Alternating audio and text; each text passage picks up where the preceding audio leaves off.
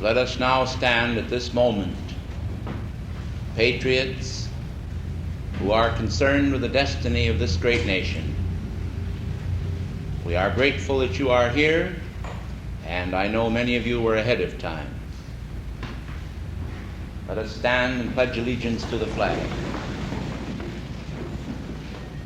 I pledge allegiance to the flag of the United States of America and to the republic for which it stands, one nation under God, indivisible, with liberty and justice for all. America, we love you. America, we love you.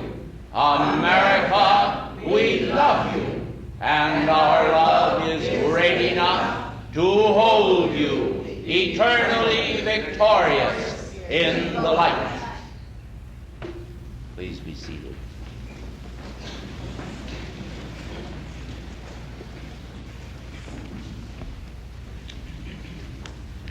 Friends of freedom, our purpose in gathering this afternoon is to consider in mind and heart the destiny of this mighty land of light.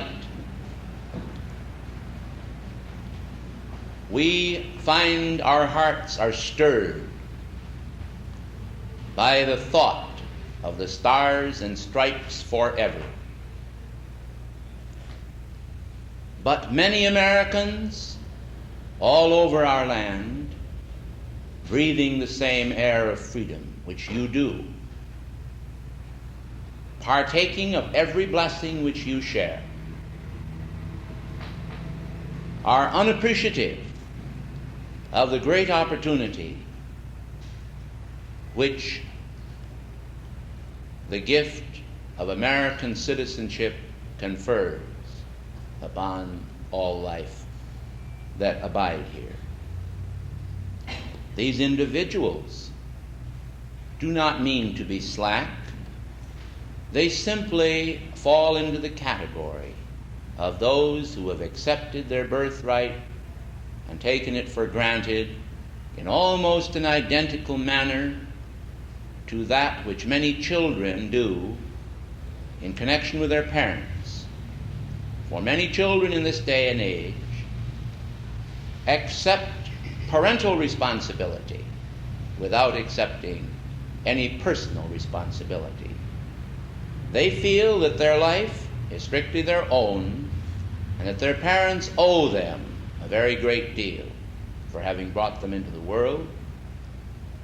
And they are not particularly interested so much in giving to their parents as they are in getting from their parents. Now, this is simply a mistake. It's a wrong concept. And this holds true here in America for many citizens who enjoy the benefits of our land. And as we open our discussion of the destiny of America, we must take into account these people, for actually, in truth, they represent the preponderance of America's people. And the patriots today that really have an undying love for this nation are the few.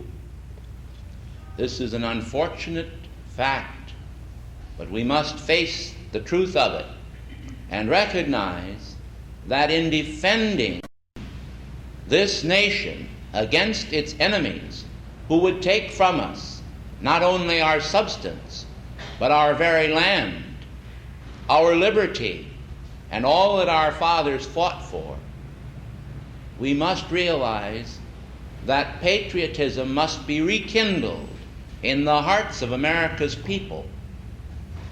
Now, we must not forget the precious words that Emma Lazarus inscribed.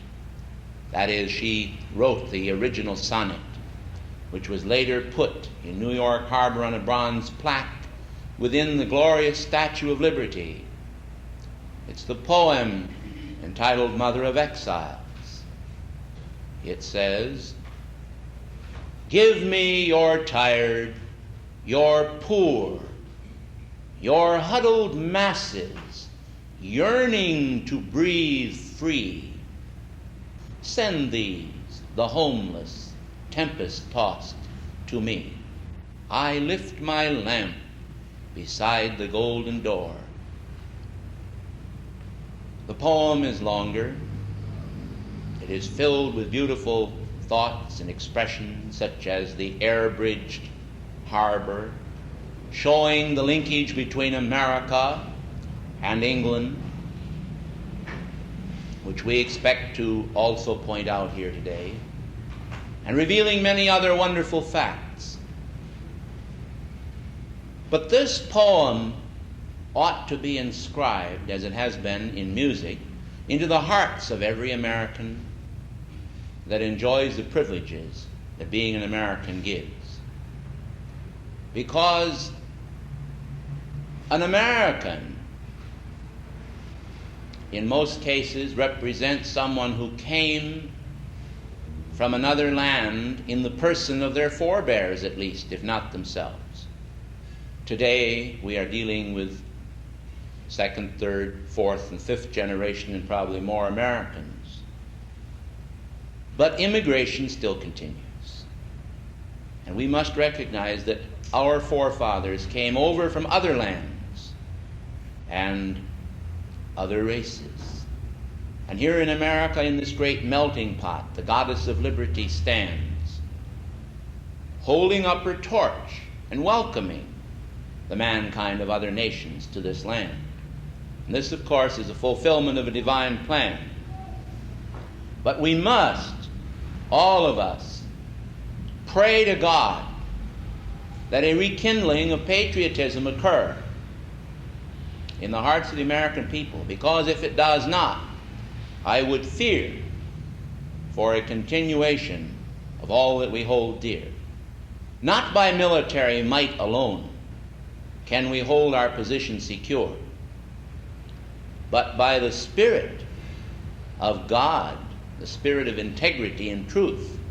And it is not enough, as we see in the parallel example of Sodom and Gomorrah, for a few righteous people, by comparison to the masses, to hold the balance of protection's power for a nation. It may be that one day, unless there is a great awakening throughout this land, that our country's light could go out. Now, I want to say in all honesty that I do not think that it will, not for one moment. I do not think St. Germain is going to let it go out, but I recognize one thing about St. Germain and all the ascended masters, which we must recognize because God is ever the greater even than the masters. And that is that man still has free will. And if this nation and its people neglect its God and neglect its responsibility toward this nation, then I would fear for the destiny of our land. And I would believe that because we were not vigilant, because we were not interested enough in the future of this great country, that it too, as great civilizations of the past, would fall and crumble into decay or be absorbed by stronger nations with viciousness and control factors in their heart and mind. We do not want this to happen. We pray to God that it will never happen. But we must remember that several years ago a man wrote a book that was entitled, "It Can Happen Here." I say it has no power, and we must affirm that. It has no power, then it cannot happen here. And this is what we should think. But it will require more than a mere thought. It is going to require a continuation of the fires of patriotism within the very heart of our heart and upon our heart's altar. It's going to require an activity of light, a sustained momentum of light. It will require prayer. It will require service in many ways to this nation. I think many of you were stirred by that young man now a part of the other side of life, and I do not desire to predicate his position, which is in the hands of the Karmic Board. It is not for me to say Mr. Kennedy is now here or Mr. Kennedy is there. He is in God's hands. But he stirred many people in his speech on the occasion of his inauguration when he said, "Do not ask yourself what your country can do for you, but what you can do for your country." The idea, let us face it, was not new, but the way he said it was fresh and vital, and it infused people of both parties, the Republican Party and the Democratic Party, and I know a lot of other parties, with a sense of realization of the fact that they as individuals could contribute to the well-being of this nation. Now, yesterday, I read a few words from a poem entitled Lalla Rookh, written by Master Moria in his embodiment as Thomas More. Today, I would like once again to turn for a brief passage from Lalla Rookh.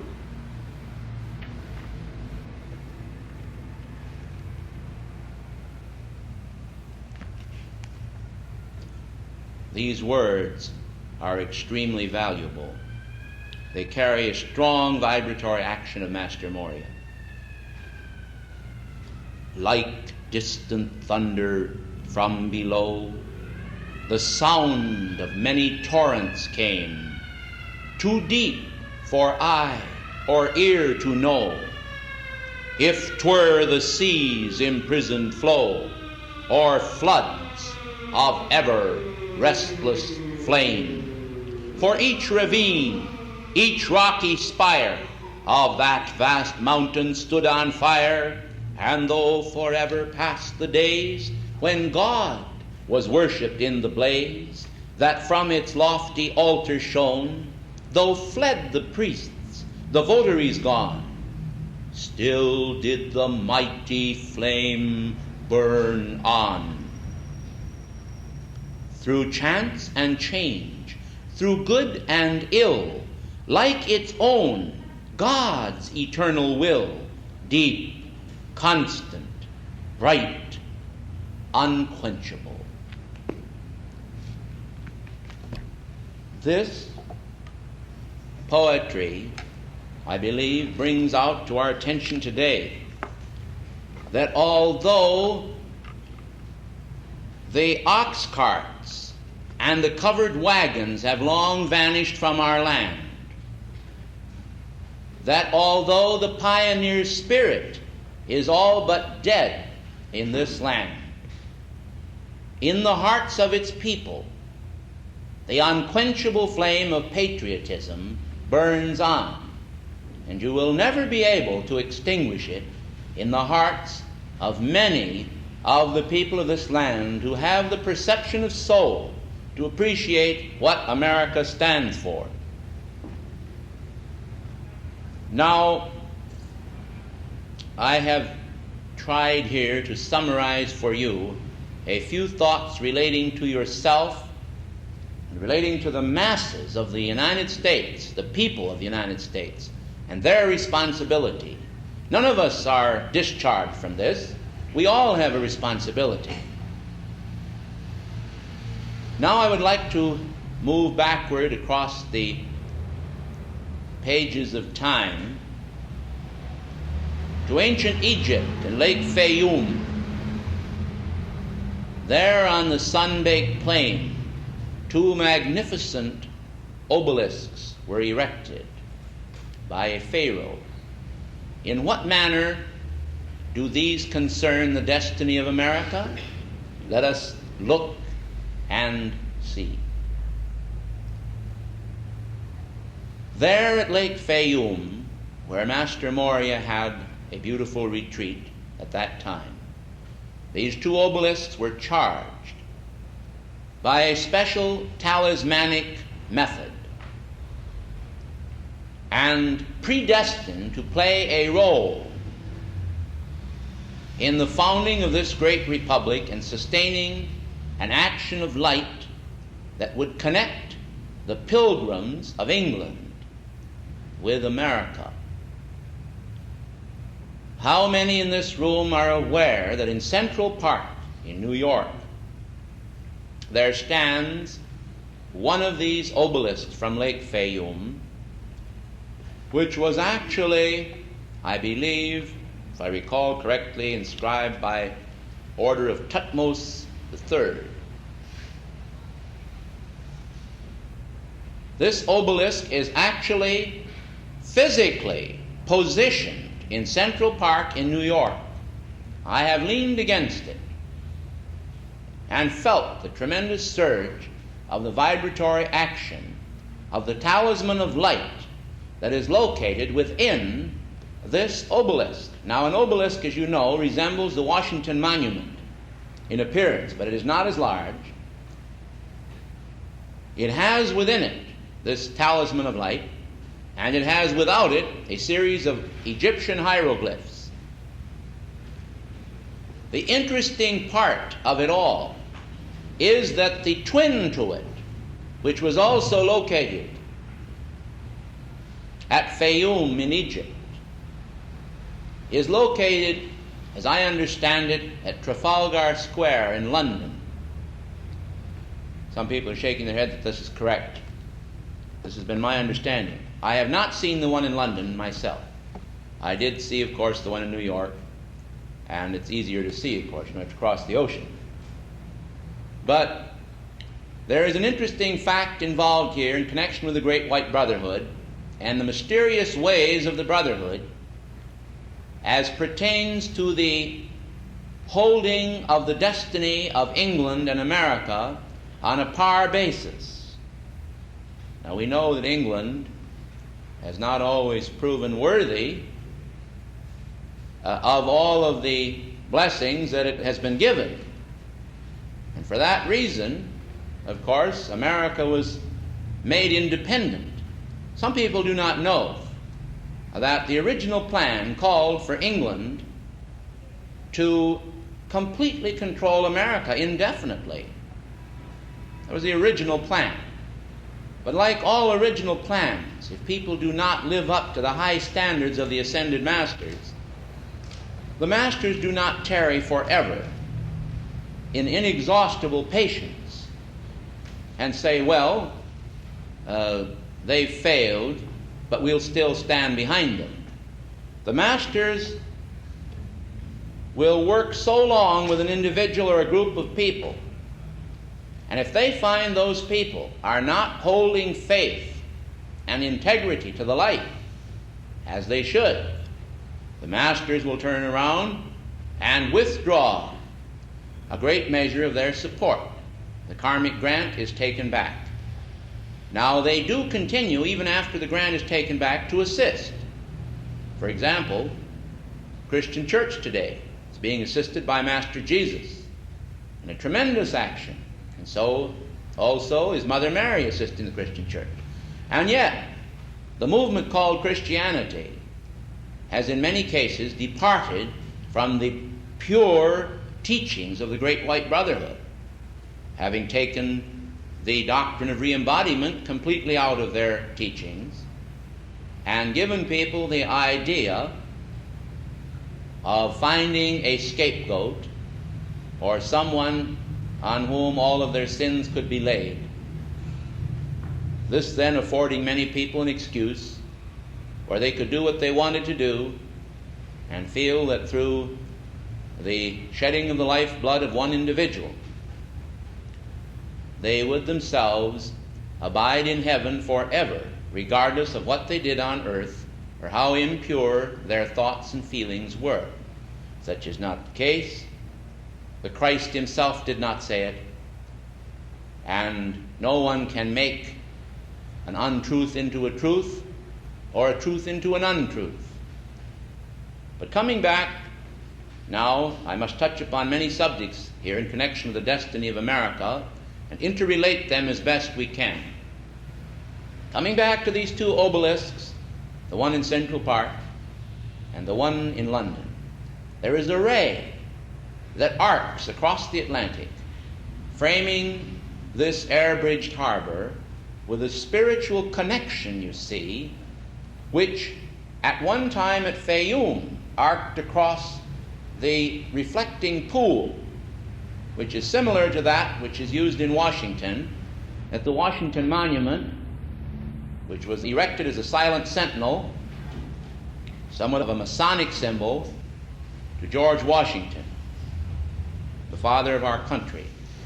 So we see that there is a very definite action of light that bridges across the Atlantic and connects England, the Knights of the Round Table, and the power of the Holy Grail with the destiny of America.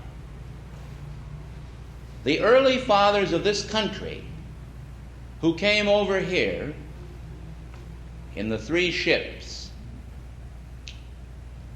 one, of course, was the Santa Maria, and we are familiar with the Mayflower. Now, I wonder how many know that St. Germain was Joseph. St. Germain was Joseph, the protector and guardian of Mother Mary. And so the ship was named the Santa Maria, you see. Columbus, in his great discovery of this land, had, of course, the Maltese cross on the sail. But the later group that came across from England, the Pilgrims, they had the Mayflower, you see. Now, the Mayflower, I think it's very interesting as I consider these 2 voyages. The Santa Maria was a voyage of discovery. The Mayflower was an attempt to bring freedom of religion to this nation. And it was questionable as to whether or not the culture would actually flourish here. And so, in a sense, this idea is even embodied in the word Mayflower. It may flower, you see, but will it? Well, all you have to do now is look at America from coast to coast, and you'll see that it did flower. It flourished. It thrived. And it is now teeming with cities and people and science and imagination and creativity. All is not on the outer, however. There is still a great inner spiritual link that keeps this nation strong. For example, in the doctrines of communism and Karl Marx's teachings, the statement is made that religion is the opiate of the people. Now, you know what an opiate is. It's something to put people to sleep. And they feel, because of the fact, and this is truth, that in one segment of history, the wealthy people, and not all of them, but many of them, and the factory owners, the industrial people, used religion to subjugate the masses of mankind. Now, this is a known fact to every person in this room that's an intelligent, well-read person. If you're a well-read person, you know that this is history, that they did use religion in order to keep the poor people down and make them contented and happy with their lot so they didn't struggle, you see. But this was a desecration that God himself or the masters never planned. It was the wrong use of energy. So you see, the Marxist and the communist had a basis in history for their statement, but the basis in history is not a basis in truth. There is a vast difference here, because it did not come forth from God. But the people today are often fooled, even in this hour, by a common practice of deceit, which I would like to call to your attention. This is practiced in the Congress of the United States, and it's linked to the destiny of America. It's practiced in union management and labor relationships, and it's even practiced in religious groups and sometimes in personal family gatherings. It's practiced. And I'm going to tell you what it is, because this is an important fact. Let's take a group of people. Let's take a union group. We will say that this union group wants very badly to have a paid vacation extended 1 week more than what they are actually getting. And they have a meeting in a union hall, and all of the people that are there, they want this paid vacation. They're all in favor of it. Everyone knows this. Many times the leaders will get up and they will combine this paid vacation vote with a very undesirable thing. I'm not going to draw an example on this specifically, because I'm not aware at this moment of just what that undesirable thing would be. But it could be a concession to management which would deprive the workers of some benefit underhandedly, but which would not appear to be an actual act against the union member. But what they sometimes do is they tie these two together in a vote. They'll say, now we'll vote on it. We'll vote for this extra week of vacation, and we'll vote for this other matter too. All in favor say aye. Well, the people all want the vacation, so they'll say aye, and they get the vacation, but they get something with it that takes away even more than they gained, you see. Now, this is sometimes done in the Congress, in the House Ways and Means Committee and things like that. It's sometimes done in other government agencies. It's a political practice. It's sometimes done in church groups, also in voting for various things that people want, in civic and community gatherings where they take a referendum, supposed to be the voice of the people. This is not a good or an honest practice, in our opinion. And in connection with the destiny of America, we feel that every issue before the American people should always be a separate and independent issue, and that the people should be informed on every fact about it, so that they know exactly what the truth is. Not hearsay, not rumor, but truth. Now, truth is very difficult to discover. I do not wish to get involved in politics, and therefore I'm steering clear of it, because you always have people who are on one side of the room on one side, and on the other side of the room they're all on the other side. Isn't that true? No, it isn't true, is it? But you know exactly what I mean. So we can't get into politics from the standpoint of politics, but we can recognize some political practices that affect America and the destiny of America. A man in Los Angeles said to me the other day, discussing some of the political candidates, "Did you know that Mr. So-and-so was guilty of such and such a thing?" And this was a very terrible thing that he told me about one of the political candidates. I said, "No, I did not know it. How did you come to know it?" And he said, well, he rather hedged. He didn't answer me straight. He said, well, he said, "I know it." I said, "That's fine."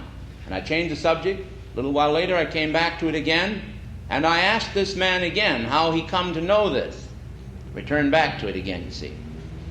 So he said, "Well, I got it from another party." I said, "Fine. How do you know the other party knew that it was true?" He said, "Well, I have faith in the integrity of this other man." I said, "You are ready then to condemn this political candidate on the basis of what this man told you?" He says, "That's right, but," he says, "this man is very highly placed." The man who told him was very highly placed, and he had a great deal of integrity, and I believe in him. But I said, "Is this the only way that you know that this terrible charge you've made against this political candidate is true?" Because this man said it, and he had to admit that there was no other basis except the word of one single man. Yet he was telling this to me and broadcasting it to many others, I'm sure. Now, I point this out because all of these little things, rumor and gossip and statements made about political candidates, newspaper publicity, many times none of it is true. I think you all know this. We sometimes believe what we want to believe. We look at someone, we look at their face, say, he looks like a crook. Sometimes the very one that looks like a crook is the most honest of all. This is a crazy thing, but it's true. And sometimes the one that looks desperately honest, he is really a crook, a real shark. So it's a pretty hard thing to know. And this is why we must rely on our divine judgment if we are going to actually not be fooled. We cannot really rely on the human creation of our outer consciousness to tell us the truth. But we can rely on God, because no man anywhere can fool God for long. Abraham Lincoln even went so far as to say you can fool some of the people some of the time, and all the people some of the time, but you cannot fool all the people all the time. So even the people eventually get wise to the political tricks. The only trouble is, like Henry Ford said, the trouble, he said, with the school of experience is that the graduates are too old to go to work. And this is actually what happens. We get wise, as the German said, we get so smart yet so late. This is what happens. We go through one campaign after another, and the time we get so we really can discern a thing, why, we're ready to go on, and along comes the youth, you see. And they fall for the very tricks that we did, you see. And this is a fact. Now, this is why only prayer, only decrees, only a contact with the masters can hold for America her invincible protection. Because the masters have the power to anchor in a talisman, the power of light that no man can change. Because in this talisman that I spoke of earlier, there is a tremendous focus of light that actually had to do with radiating out the protection connecting America and England to the present day. Now, I realize that some of the early American patriots didn't like England very well because she was very tyrannical. At the Boston Tea Party, a group of our good citizens dressed up as Indians, and they went out and they chucked the tea into the harbor. They didn't do any other damage, I believe, but they just chucked the tea into the harbor, and they raised quite a ruckus, as we would say in the world today. This was strictly illegal. It was against all the laws of God and man. They had no right to do it. But that was their way of revolting against tyranny. Well, today we have a great deal of usury abroad in our land in the form of excess taxation. The American people today are taxed almost to death, but they don't even know how heavily they're taxed. There are very few people in this room that have any idea of how much of the dollar that you earn is taxed. Nor do people have any idea that it was excess taxation that actually cost other civilizations their very existence. They taxed Rome. The Caesars taxed Rome practically out of existence. Tyranny, usury, excess taxation, excess interest, all of these have been the ruination of every country. Yet George Washington pointed out, and I must take both sides of this story, that taxation is necessary. So what we would call for is moderation. We know that to have government services, and the government does provide many wonderful services, we must agree.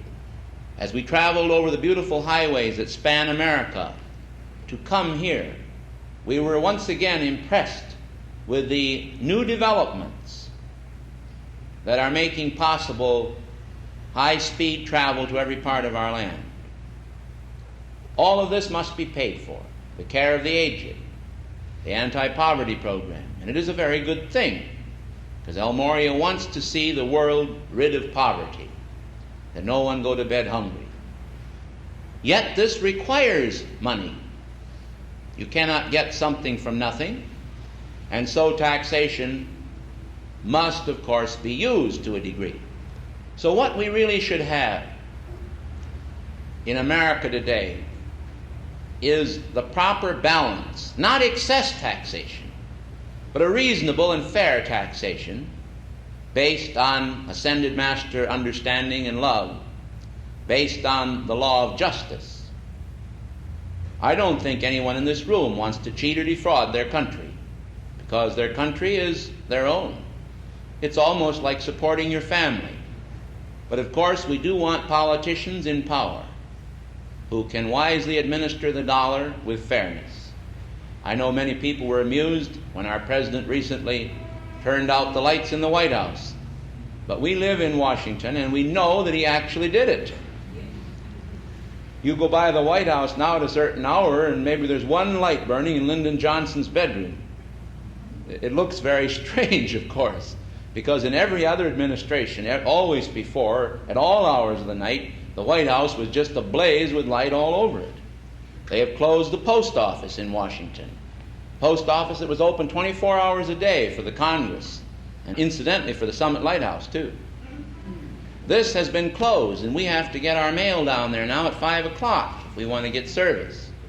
All of these things have, of course, cut down the cost of operating the government. But these things have happened.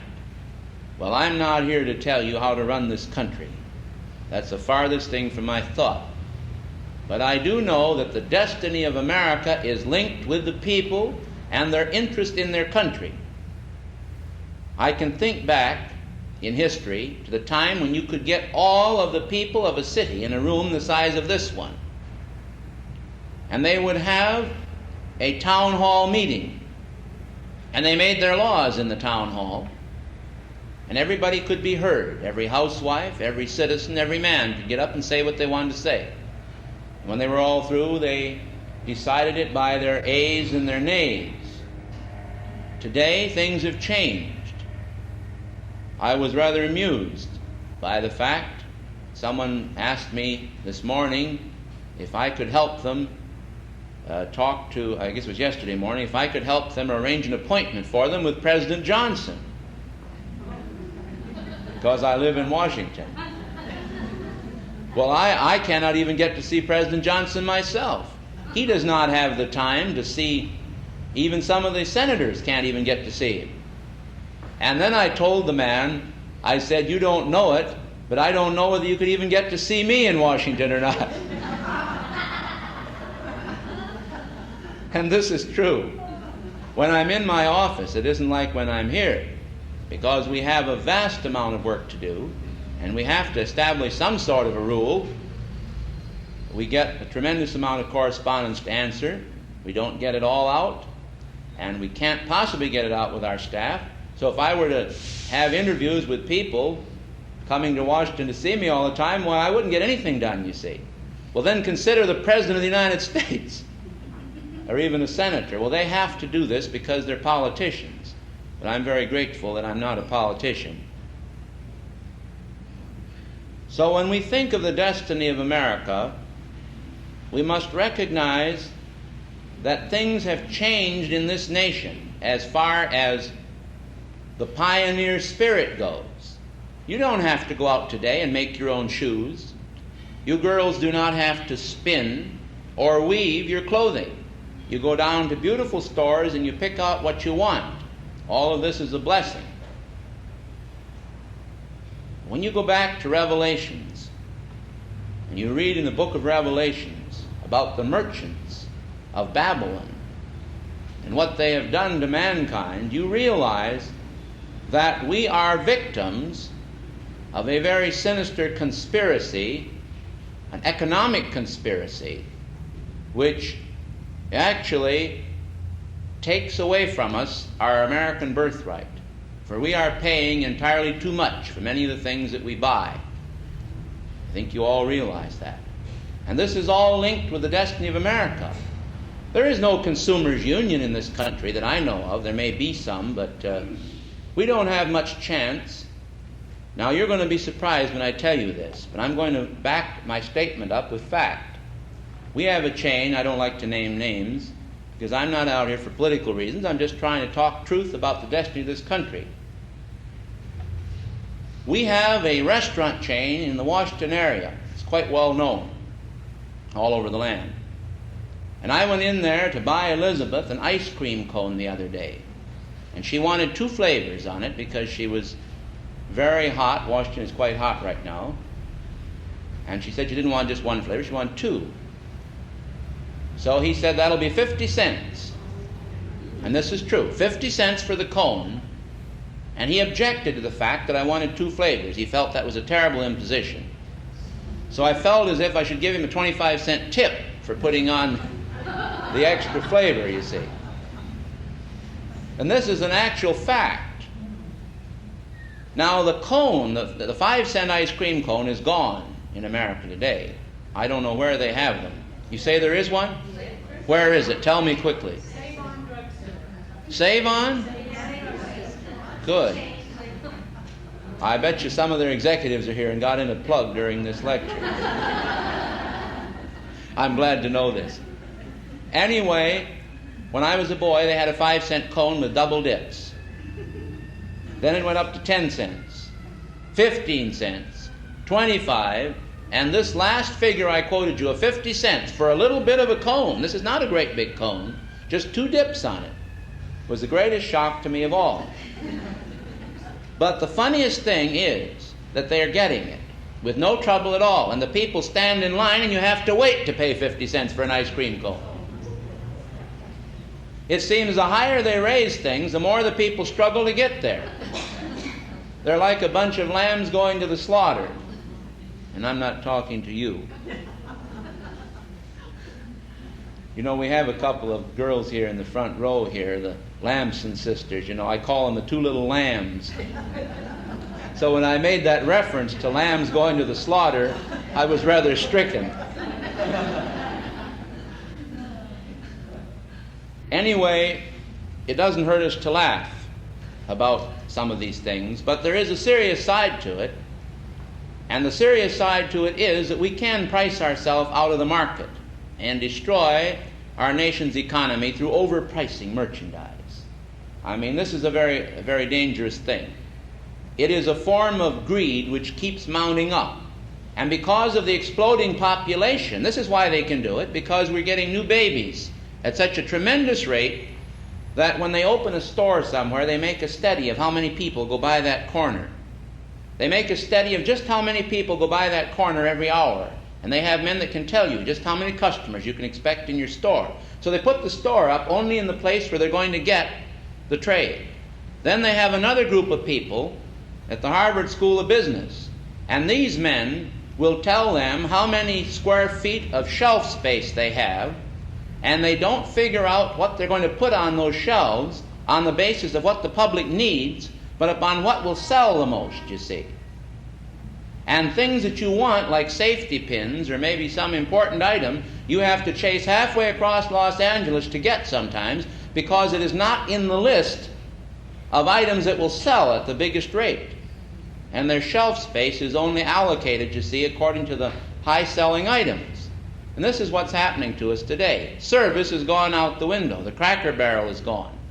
You don't see a cat laying in a Cracker Barrel or a pot-bellied stove or any of these things. It's gone.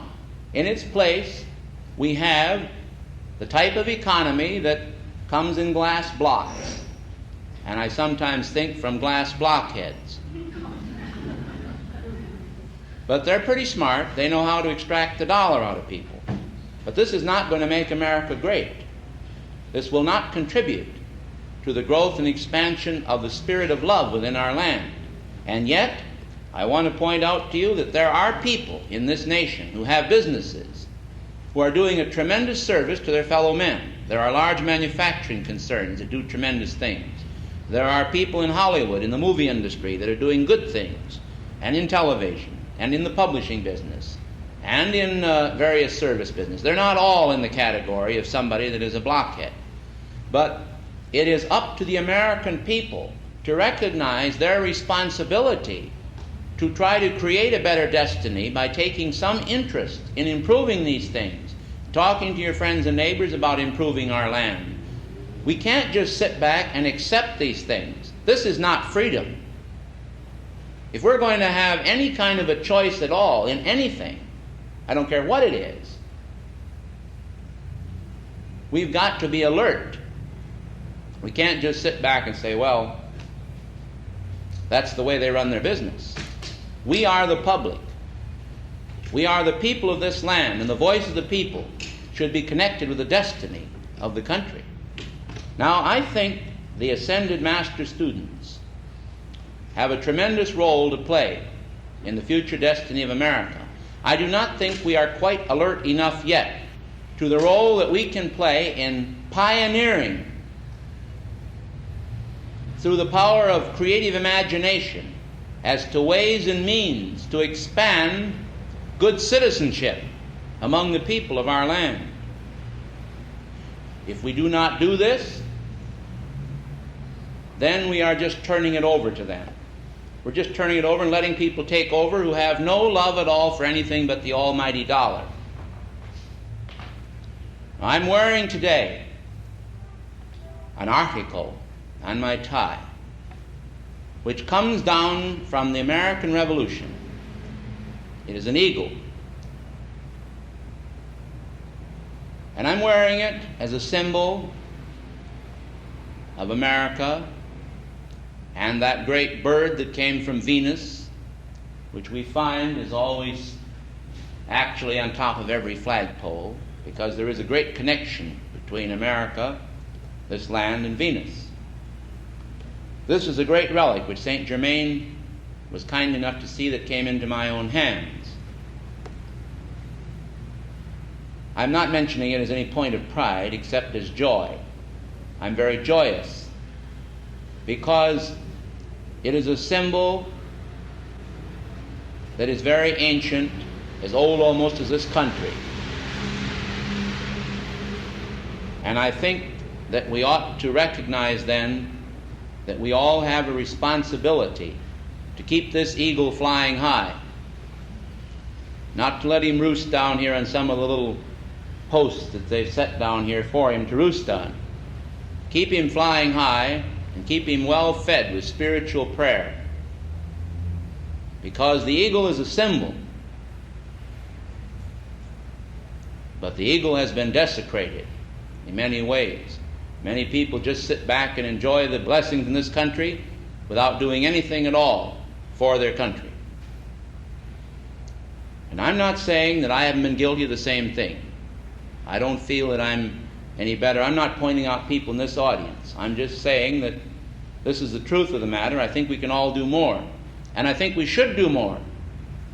I don't know, and I can't tell you just what you should do. There probably are people who could, but they might be prejudiced. I have no prejudices at all. Whatever is good for America, I'm for it. If it's not good for America, I'm not for it. And I believe the only way we can get the answer to these things is through prayer, through communion with the Ascended Masters.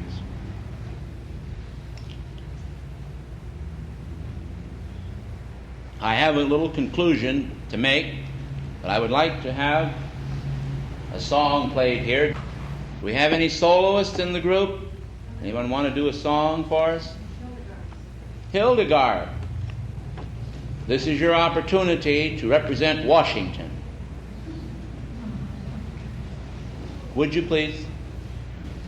Well, what would you like to do? You can pick one that you like. Can you do Give Me You're Tired, You're Poor? Do you have... This is my country.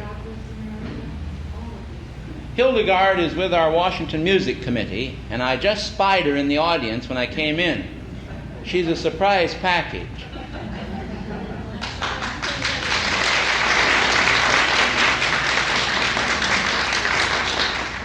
Come right up.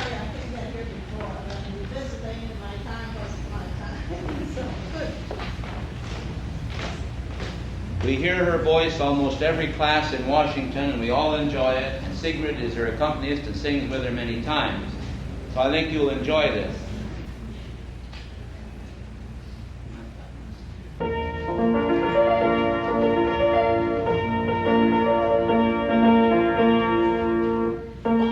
America!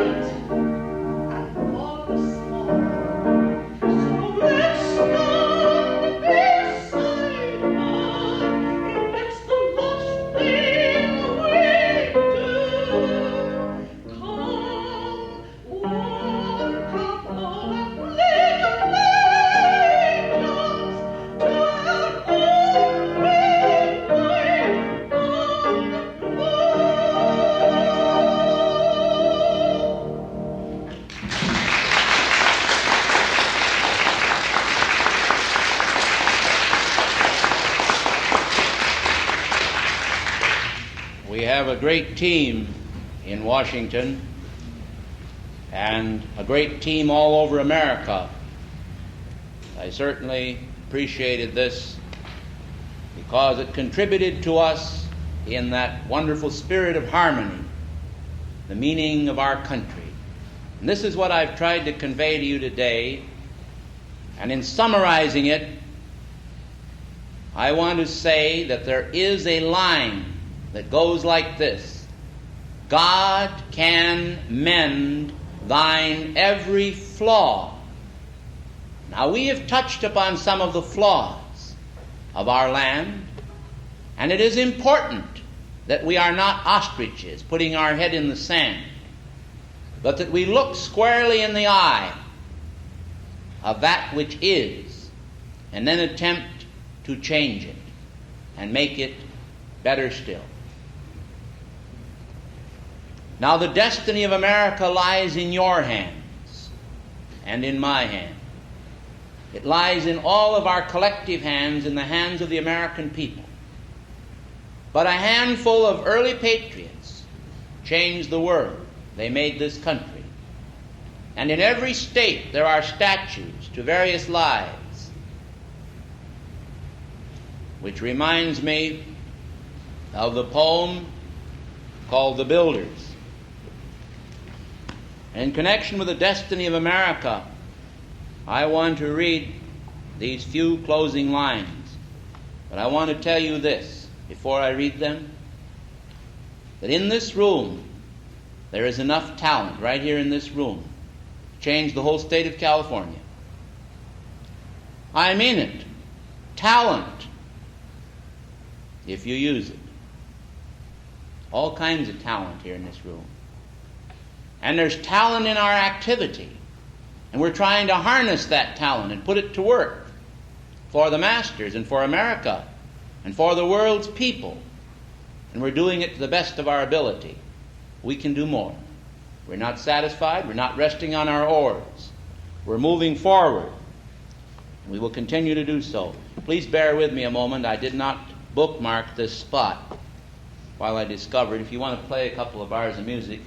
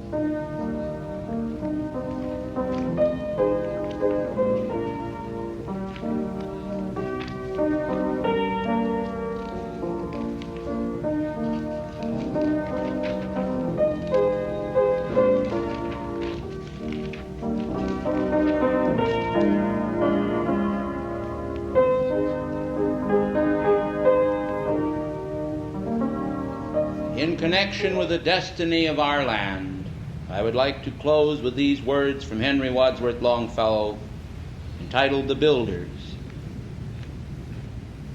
All are architects of fate, working in these walls of time, some with massive deeds and great, some with ornaments of rhyme. Nothing useless is or low, each thing in its place is best, and what seems but idle show strengthens and supports the rest. For the structure that we raise, time is with materials filled. Our todays and yesterdays are the blocks with which we build. Truly shape and fashion these, leave no yawning gaps between. Think not because no man sees, such things will remain unseen. In the elder days of art, builders wrought with greatest care each minute and unseen part, For the gods see everywhere. Let us do our work as well, both the unseen and the seen. Make the house where gods may dwell beautiful, entire, and clean. Else our lives are incomplete, standing in these walls of time, broken stairways where the feet stumble as they seek to climb. Build today, then strong and sure, with a firm and ample base, and ascending and secure shall tomorrow find its place. Thus alone can we attain to those turrets where the eye sees the world as one vast plain and one boundless reach of sky.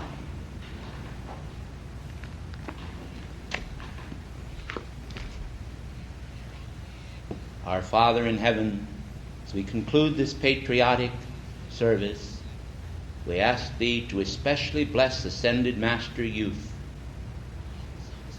We ask Thee to convey these thoughts to their inner hearts, that they may dedicate themselves to the carving out of the future destiny of this our land, that all the world may drink at the fount of America's virtue and purity, that we, the great examples, may be, holding for ourselves no lofty ivory tower concept, but only the concept of cosmic service to they of every land and clime, that by brotherhood and faith and purity we may raise our standard and hold it high, surmounted then by the great golden eagle that shall expand its wings to cover the world. We thank Thee and accept this done with full power.